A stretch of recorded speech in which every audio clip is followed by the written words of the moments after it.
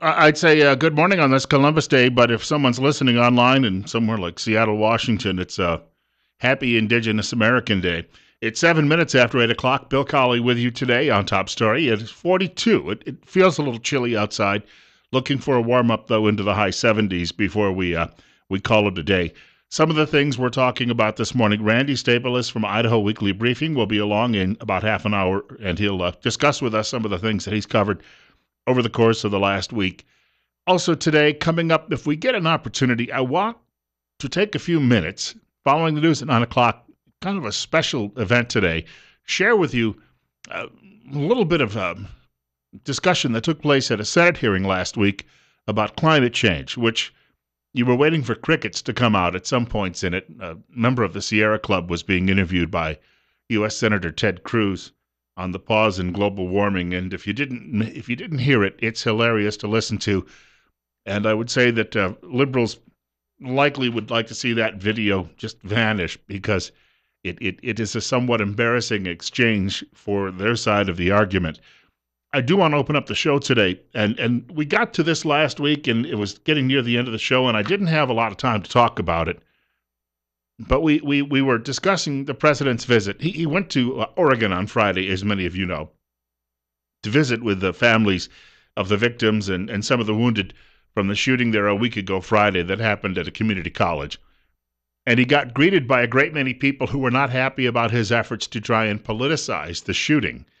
And network news, they all had a cow because here were all of these people who were Second Amendment enthusiasts and people who backed the strict constructionist notion of that Constitution, which makes people in media their heads spin because they would agree with the thought that the Constitution is a living, breathing document, and whatever a liberal says it means today is what it means, and it could change tomorrow, and then it could change again next week, next month, and next year, so that we can always accommodate current fashion trends.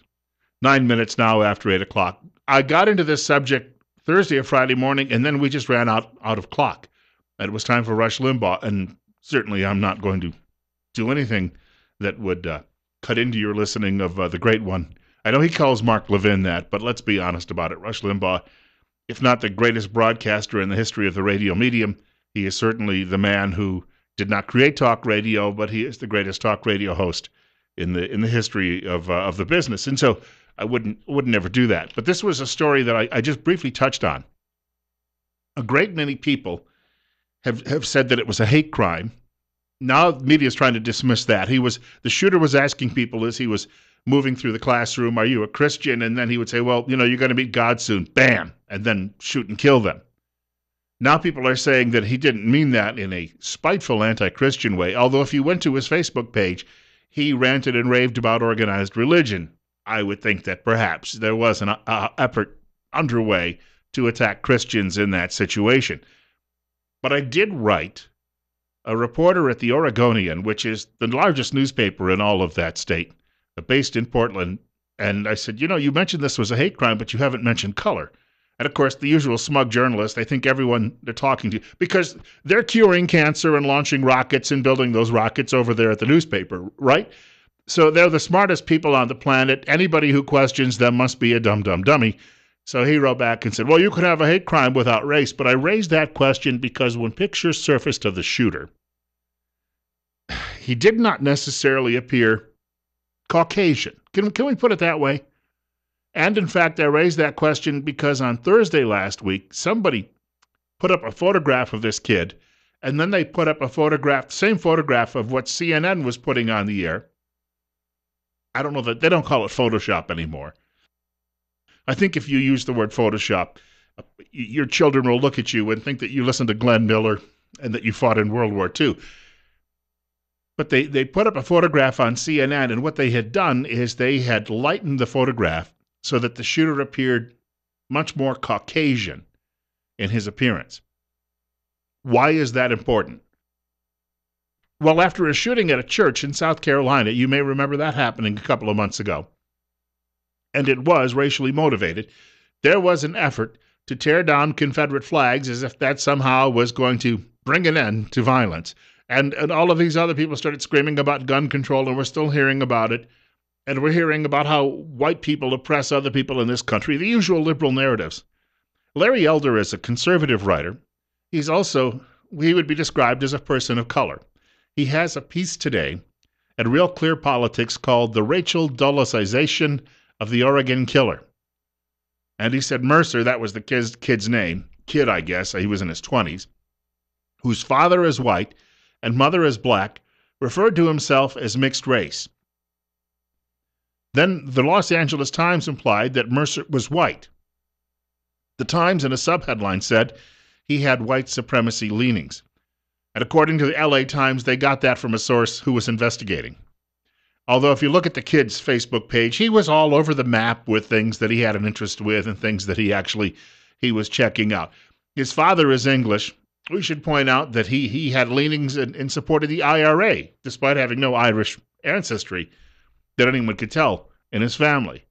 But yet, the paper insisted that he was a white supremacist, even though he would appear, by definition, to have the same makeup as America's first black president. Then the Times claimed a second law enforcer made the same comment, and they claimed that they had double-sourced it, which for journalism is the gold standard. The writer goes on to say, as to non-white mass killers, a fellow by the name of Selwyn Duke, writing in American Thinker, cited a Mother Jones magazine compilation of data on mass shootings from 1982 through, at the time of Duke's writing, September of 2 years ago, after the Washington Navy Yard murders. And Duke wrote, of the last 20 mass killings of that period, 9 were perpetrated by non-whites. That would be 45%, which exceeds non-whites' 37% share of the population. Get that? So what are they doing here? Well, they're ignoring this guy's background because if they brought that up, it perhaps might hint at some other reasons for this shooting as to why it happened. And they don't want to do that because anybody who is of mixed race in this country, according to the liberal narrative, is a victim. You've seen these college professors who go around saying that if you are born white, you're naturally an oppressor and there's nothing you can do about it.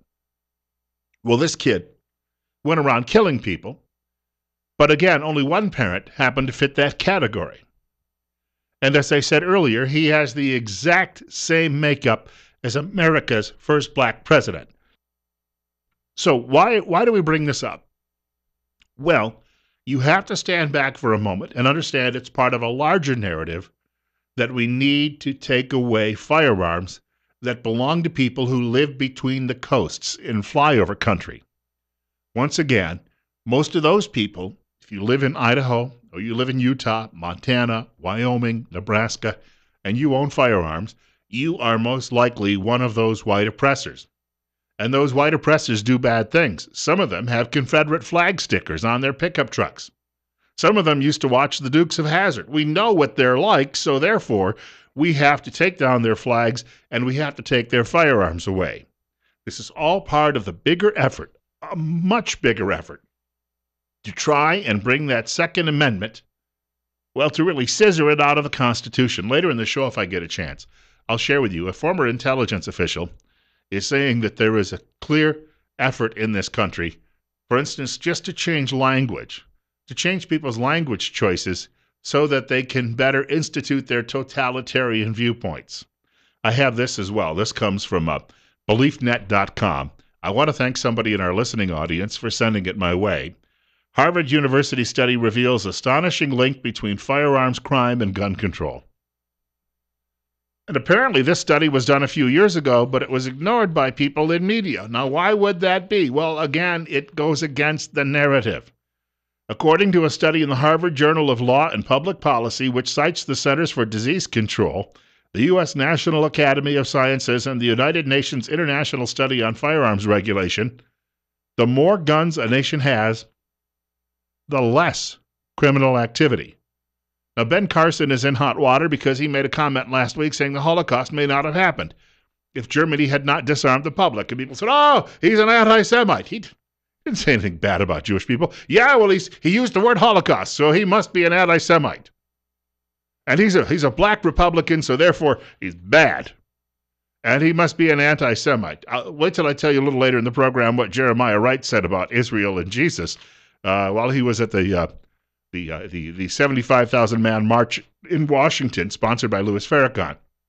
But the fact of the matter is, Carson was saying, and Carson is right, that the Germans, when the Nazis took over, they essentially disarmed the country, and then you couldn't fight back. Whether you were Jewish or Aryan or whatever the Germans called themselves at the time, no one had the ability to fight back. It's 8:17. We have a caller with us. You're listening to Bill Colley on Top Story on News Radio 1310 KLIX and newsradio1310.com, and our caller is on the air. Good morning, Bill. When guns are outlawed, only outlaws in and out of government will have guns, and that's a slogan I've seen for many, many years. And I'll tell you, the dictator has to have gun control, and we're really close to being run by a dictator. I mean, we do all these executive orders by fiat, signature signed by the president and so forth. So, yeah, all these refugees, ask how many of those had a gun before they were killed or forced out of their countries and so forth that have already come here. None of them had guns. They'd all been disarmed. And so the epitome of total control is to take the guns. So only the people in government, like the Nazis, you just said, have the guns. The rest of us are just slaves. And in this study, and of course it's been ignored the last few years, just coming to light now, from Harvard, and apparently peer-reviewed, during the Cold War, as it turns out, even though the Soviet Union had a massive surveillance state, the gun homicide rate was higher there than it was in the United States. And today, it's still higher in the old Soviet Union, Russia, its old republics, as well as in Eastern Europe. So those countries still have a lot of restrictions on firearms use, and yet things are still worse there because people don't have an ability to defend themselves. Well, the outlaws, criminals are always going to get guns. They can make guns, it's just not that hard to get a gun. And so, or they can, maybe we should outlaw, knives and everything else. Because it's not only guns that kills. Baseball bats maybe ought to be on that list. But, the problem is, Bill, we have a government now that's total surveillance. We basically have given up our constitutional rights to a federal government that's total out of control. And then, of course, constitutionalists, those of us who believe in that anymore, we're considered to be the terrorists now. So that's really quite a turnaround. It's unbelievable. People stand up for your rights, keep your guns, and limit government under the Constitution. Hey, thank you much for the telephone call. And a follow-up to all of this, Daily Signal says the Democrats are planning to block any legislation until they get a hearing on gun control in the U.S. Senate. It says, according to the New York Times, Democrats are preparing to block all other Senate motions to force their legislation onto the floor. Will their allies in mainstream media call them obstructionists if they do that? Nah. 20 minutes after 8 o'clock. More of your phone calls ahead. Hey, also want to tell you, Raul Labrador I got that out of my mouth with the marbles too, didn't I?